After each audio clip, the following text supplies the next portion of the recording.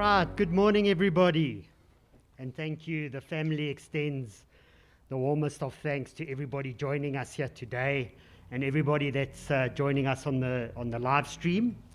We've got people joining us and have signed in from all over the world, Thailand, Australia, the UK, France, and other places. So thank you, we appreciate the time. And also it is, the link will be on YouTube. So everybody that's live streaming right now, you're welcome to leave a comment for the family, as well as all of us afterwards, and in the future you can pop in there and leave a comment. So let's just cover the logistics quick, get that through.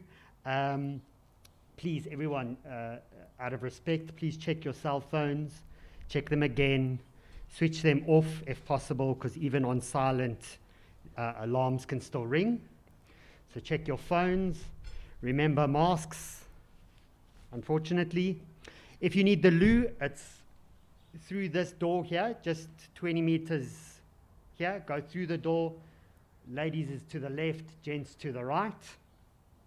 And afterwards, please join us for tea and sandwiches. The restaurant, the venue does have restaurant rights, so we are allowed to do that. Okay. So for those of you that haven't had the privilege of meeting me yet, my name is Clinton Cousins, and Tony and Eileen had two children, the oldest being Mark and then Phil. And Phil married my sister, Cheryl, a couple of years back. But Tony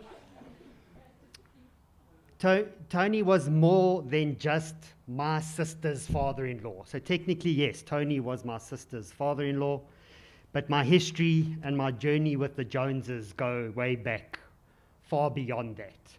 So in fact, I met the Joneses. My journey with the Joneses started before Cheryl met the Joneses. So I lay absolutely no claim to being the introductory between Phil and Cheryl. That wasn't me. But how it all started, way back in 1988, a friend of mine who lived in Denaysville had a sailing boat, and I knew my way around a boat, and he invited me to come sailing with him. He needed some crew, and so I ended up spending a little bit of time in Denaysville in the late 80s, 88 and 89. I also had a small little sailing dinghy, and there was this little boat shop on Island Street. I'm going to take this off because I'm going to be irritated. There was this little boat shop on Island Street called the Boatyard, run by a family. Captain of the ship was Tony Jones and his first mate, Eileen Jones. And if you ever needed a shackle or a boating accessory or a piece of rope, that was the place to go to. And hence I found myself in Denaysville on weekends, frequenting the same yacht clubs.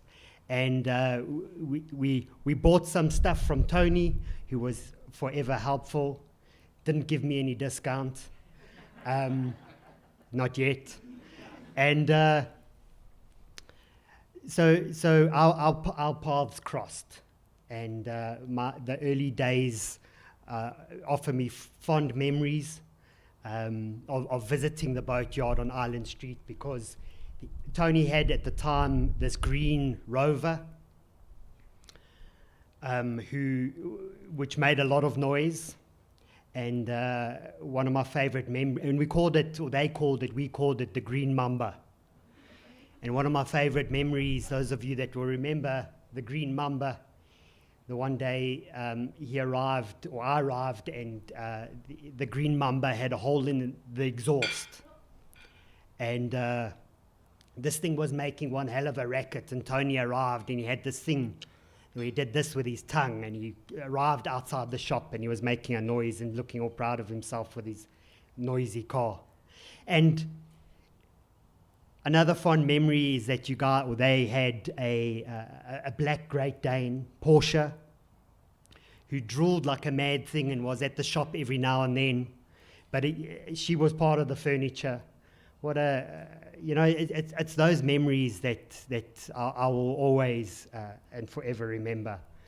So the other thing I can share with you is that back then, some of you will remember, some of you aren't old enough, but or Grandpa Tony smoked a pipe. And he had this damn thing with him, and I don't know the terminology, and I don't, forgive me, but he had all the tools and the thing that he had to scrape it with, and he was forever filling it, stirring it, whatever you do, stamping it, knocking it out, refilling it. I don't know, there was this whole thing, and he had the unbelievable ability to spend 10 or 20 minutes talking with you and fiddling with his pipe and not actually smoking the damn thing. It was like an accessory, and I don't know if it helped him think, I don't know, but he had this pipe that he was always fiddling with. And the other great memory, of course, is, as we know, Tony loved the bush. He loved getting out. He loved being with the wild animals in the Kruger and, Pilansberg, etc., etc. And I think one of the reasons for his love for the bush was his laugh, and elephants trumpeting had the same kind of vibe to it.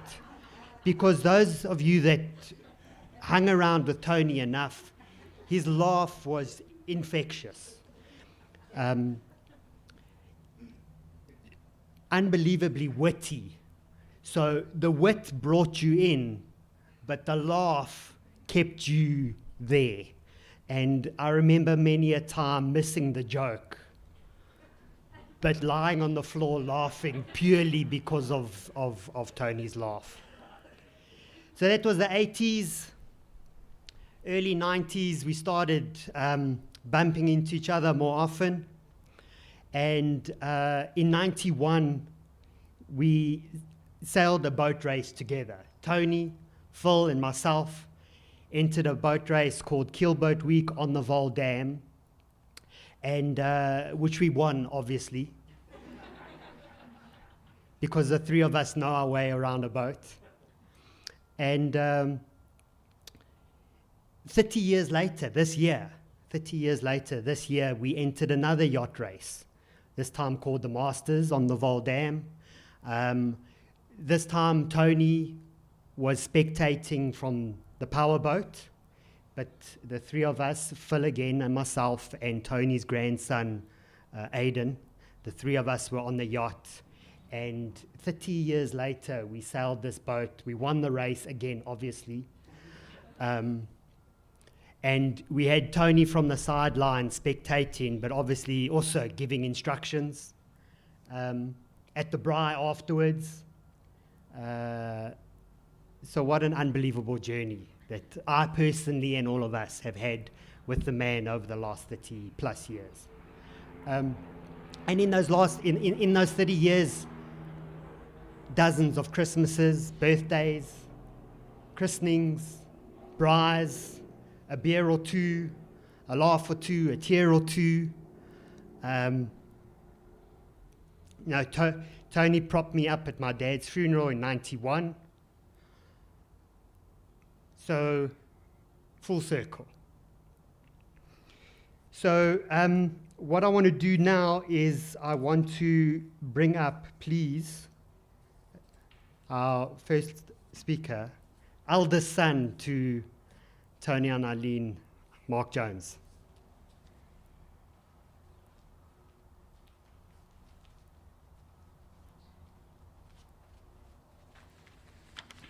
Morning, everyone. Clint, awesome intro. Thank you. Absolutely awesome.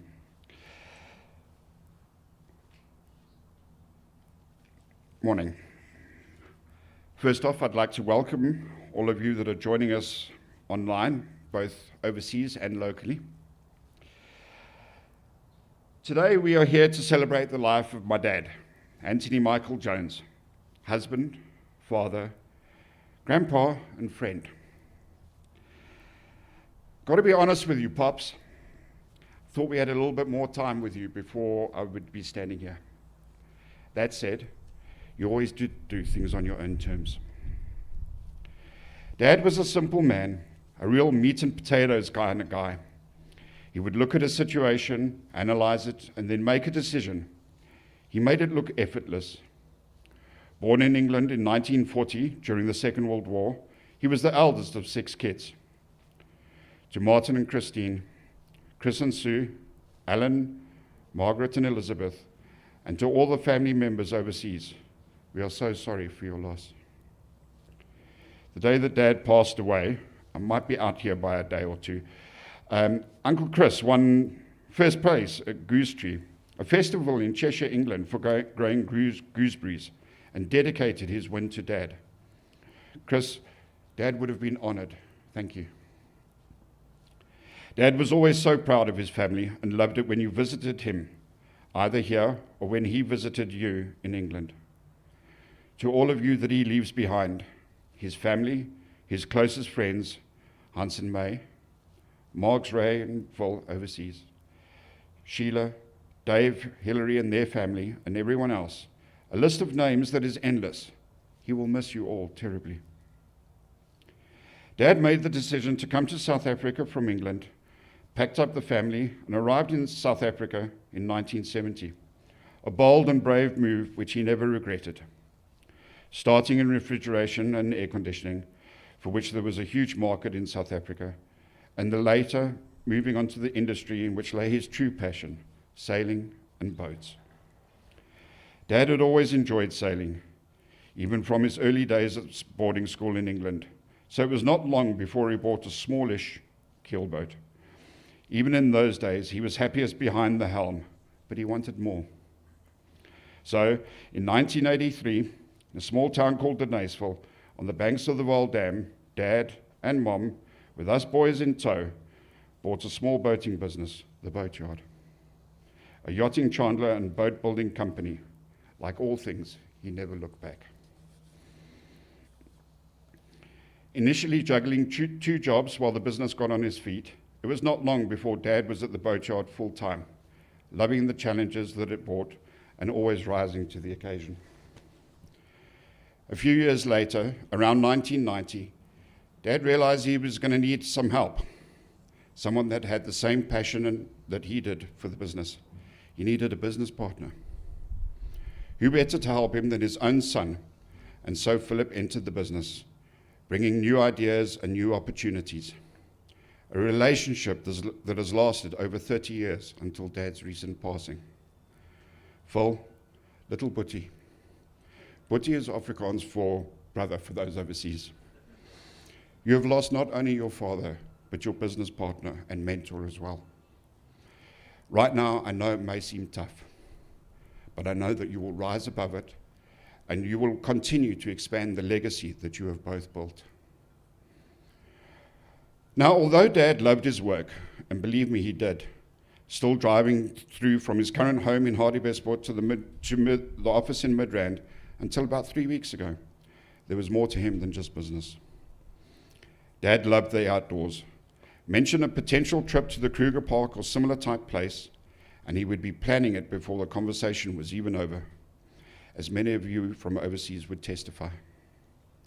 He and Mom would often pack up for a few days and head off to some remote game reserve, spending the time together, broadening their knowledge in an effort to track down that elusive bird or animal that was not on their extensive list that they had seen over the years. It really was Dad's happy place. I recall one particular occasion when Dad and I were together doing a bird count on the Vaal Dam. So there we are, in a small speedboat, hightailing it over the water to where we needed to be to start counting. The closest shoreline about 500 meters away in any direction, when all of a sudden we saw a heron standing in the water in the middle of nowhere.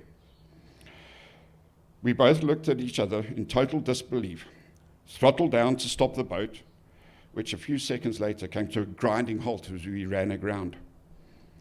Even further disbelief, I got out of the boat and there I am, standing in about 10 inches of water. We had strayed out of the river channel. Dad joined me in the water so we could push the boat back to where we thought the channel to be, which we soon found as we went over the ledge and ended up in water over our heads. Climbing back on board, we laughed. Oh my, did we laugh. The best of laughs. Dad was always adventurous and brave. Oh, so brave.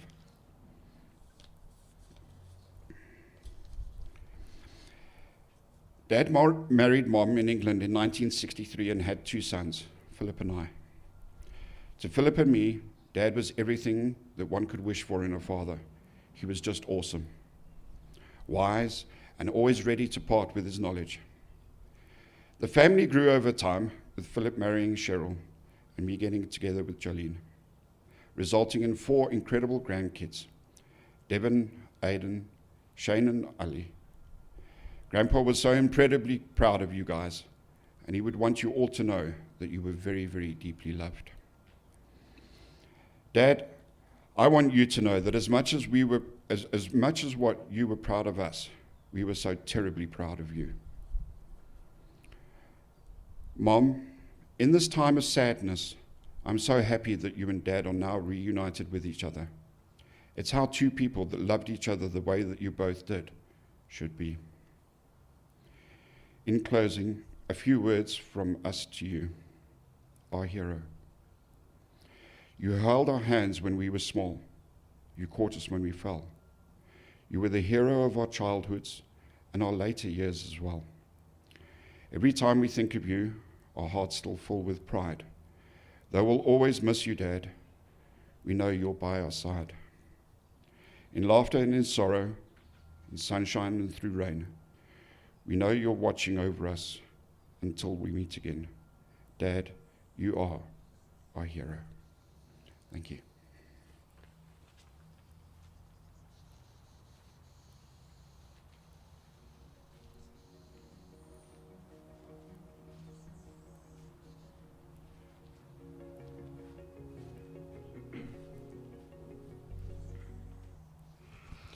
Thank you, Mark. So what I'm going to do right now is I'm going to spend a little time reading some letters from Tony's siblings, followed by a voice note recording from his brother Alan. So I'm going to start. I'm so lucky, this is from Margaret. I am so lucky to have had Tony for a brother. I always looked forward to him coming home after a term at boarding school. He was so keen to relate his latest stories about daring pranks he and his pals got up to at Wolverstone Hall School. Tony had a wonderful sense of humor. I loved his last message to us, where he told us that he had been doing some laundry and that it had reminded him of how he used to press his clothes at school. He used to place them under his mattress. But first, he would place a towel over the springs so that they did not leave an indentation. I laughed all day about that story. Another memory I have is that late at night, he would poke his head around my bedroom door and start reciting poetry and strange stories, such as The Tiger by William Blake, or some other story, which always started with the words, "It was a dark and stormy night." I loved those stories and poems and often asked him to repeat them over and over. I was so pleased to have a lovely chat with him recently. All my love, Margaret. And all I can say, Margaret, is he did "It was a dark and stormy night" to me as well. I didn't know that. I can imagine him. Our next letter is from Martin and Christine. I have many memories of growing up with Tony, especially when he came as head boy from a public school. It was like having 2 fathers. All the time we were camping on an island in the Thames, when he managed to set me adrift aged 8. We were rowing around the island in a dinghy, and Tony went ashore, and the wash of a passing boat carried me out into the Thames. I have never seen him swim so fast. Happy days.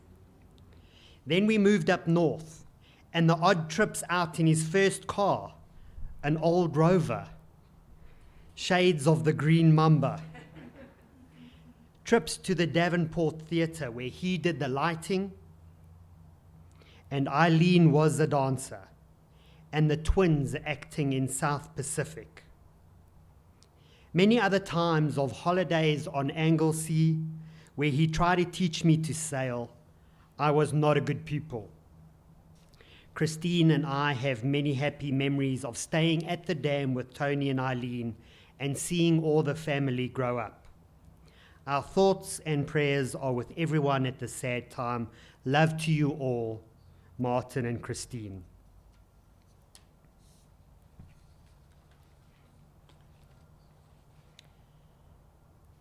So our next letter is from Chris.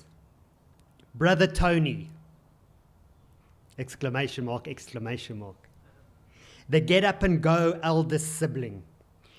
We have always looked on Tony as the leader of the pack, with his talents of adventure and organization. As the youngest of the pack, I will so miss my big bro. Be at peace, Tony. Love and miss you, your little bro, Chris.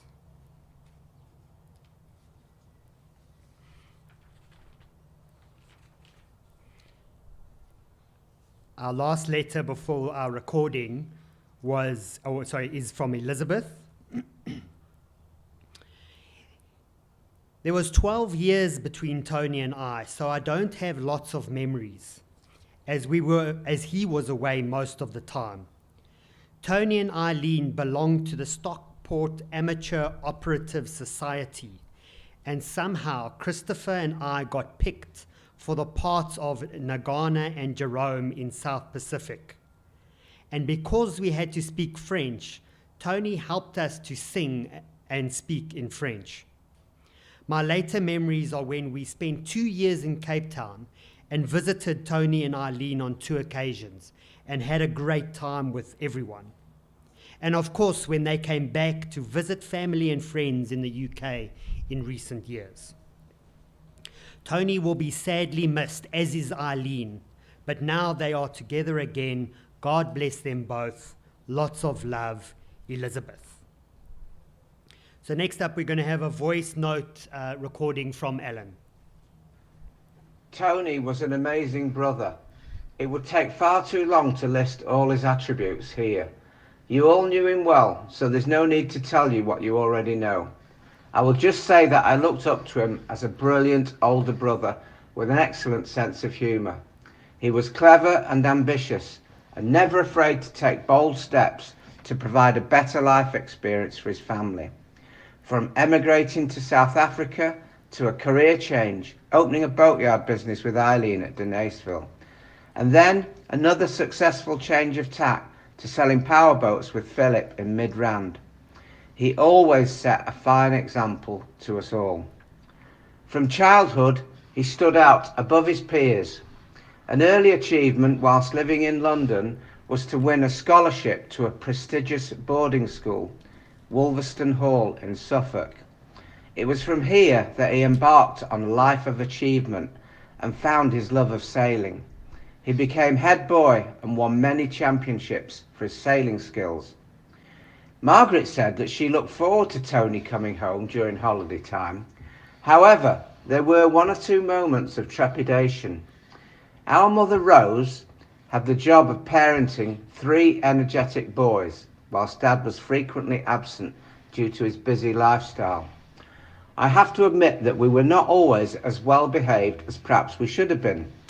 However, when Tony came home from school, we were all taught the finer points of etiquette according to public school standards. This is why, no doubt, you will have noticed the impeccable table manners of Tony's 3 brothers. Tony had a zest for life. He worked hard and played hard.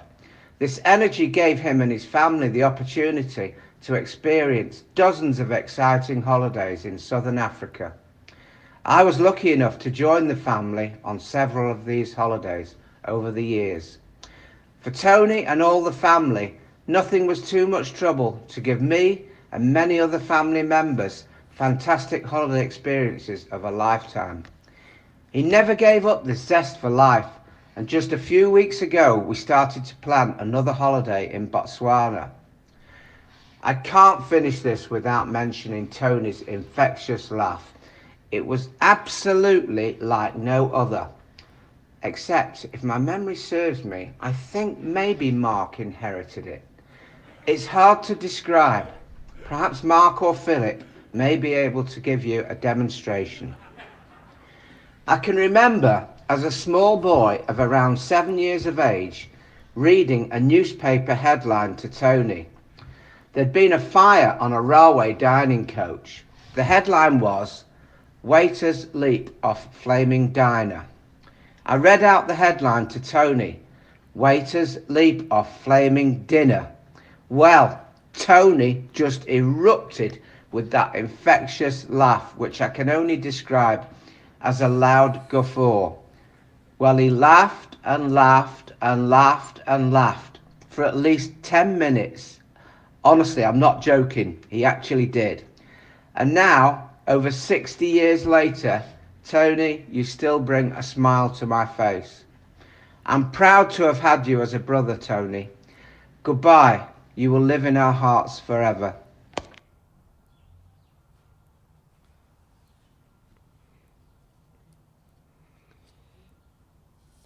Thank you for everybody, all of you on the live stream that have sent through the letters for us to read here today.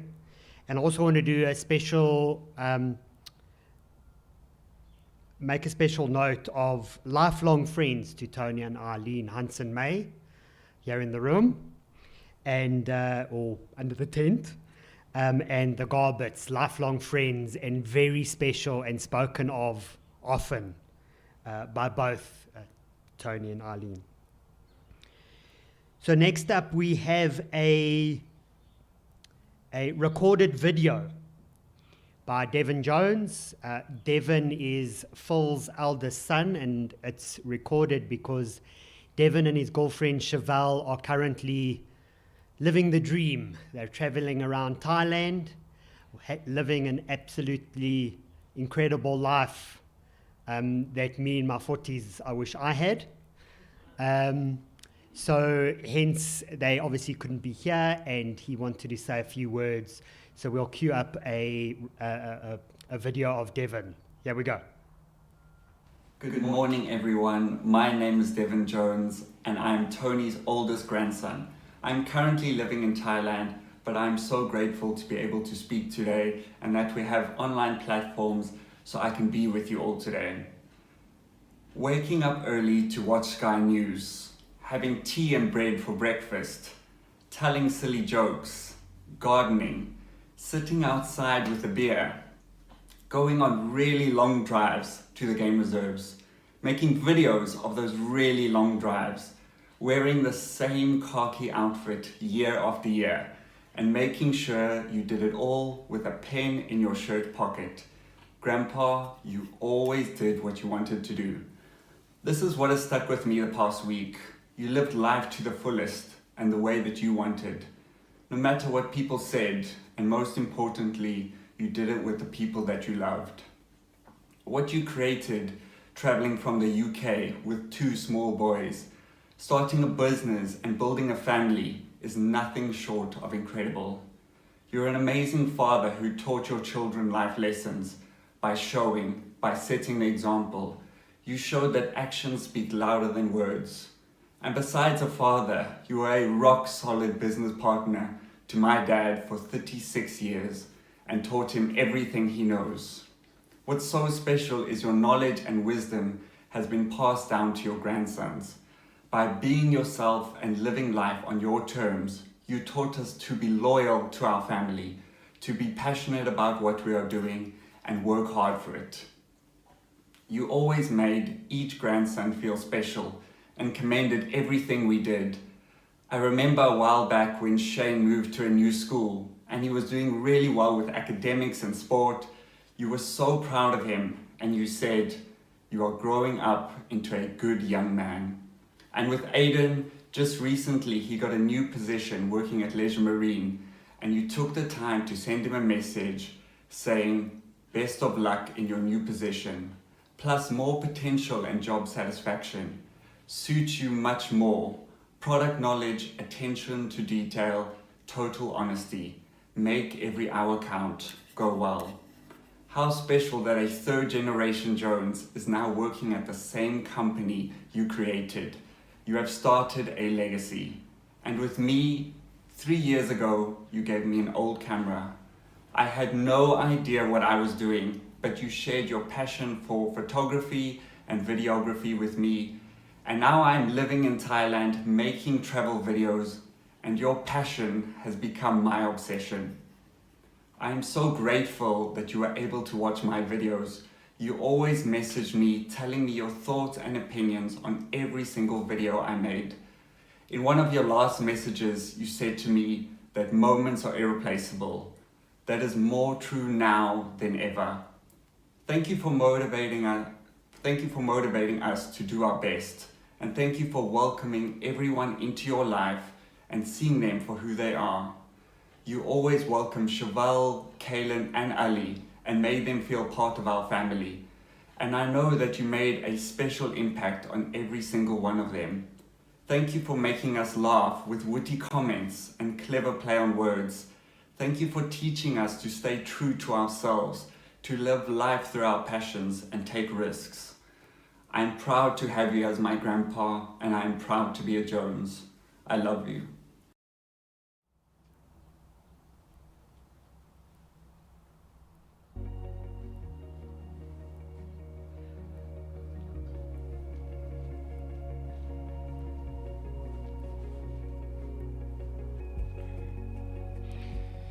Thank you, Devin, and shout out to Chevelle, who's probably holding you tight right now.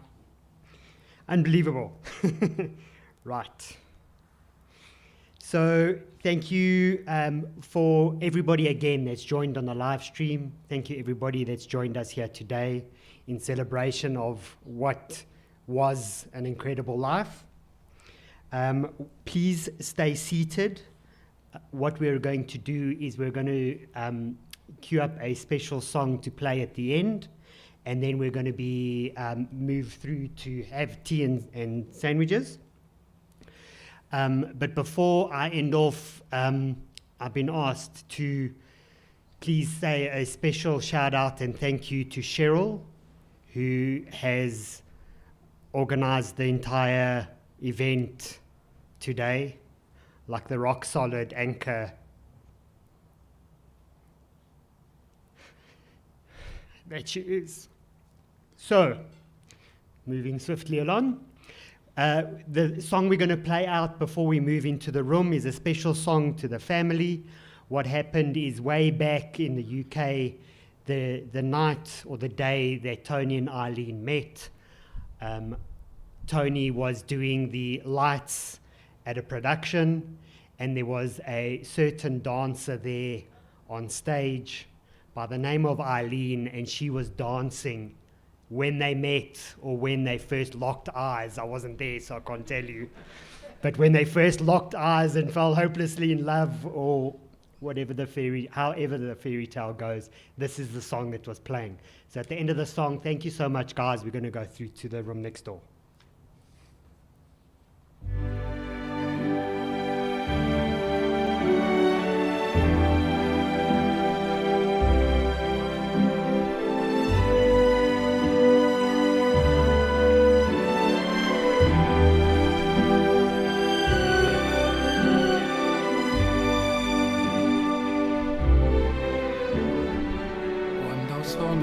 Sogno all'orizzonte manca le parole.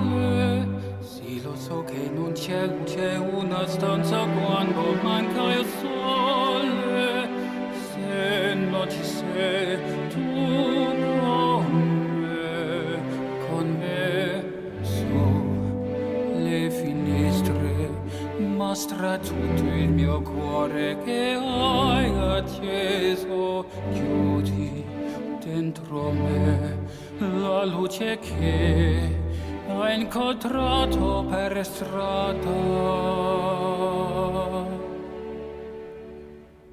Time to say goodbye. Paesi che non ho mai, e tutto vissuto con te. Adesso si rivivrò con te. Partirò su navi per mari che io lo so non esistono più. Con te io li rivivrò. Quando sei lontana sogno all'orizzonte, manca le parole. E io sì lo so che sei con me, con me. Tu mia luna, tu sei qui con me. Mio sole, tu sei qui con me, con me, con me, con me. Time to say goodbye. Paesi che non ho mai, e tutto vissuto con te. Adesso si rivivrò con te. Partirò su navi per mari che io lo so non esistono più. Con te io li rivivrò con te.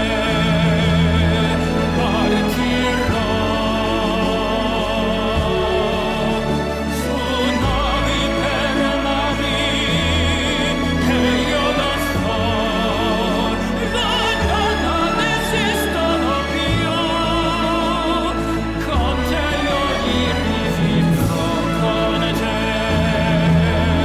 Partirò.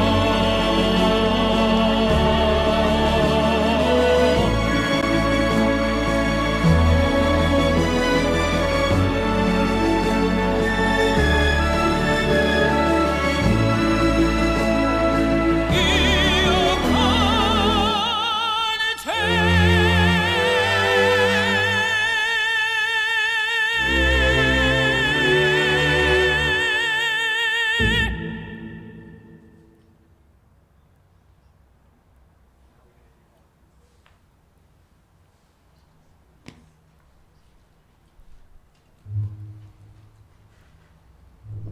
So that was my mistake. This is the song that they made it. Thanks, guys.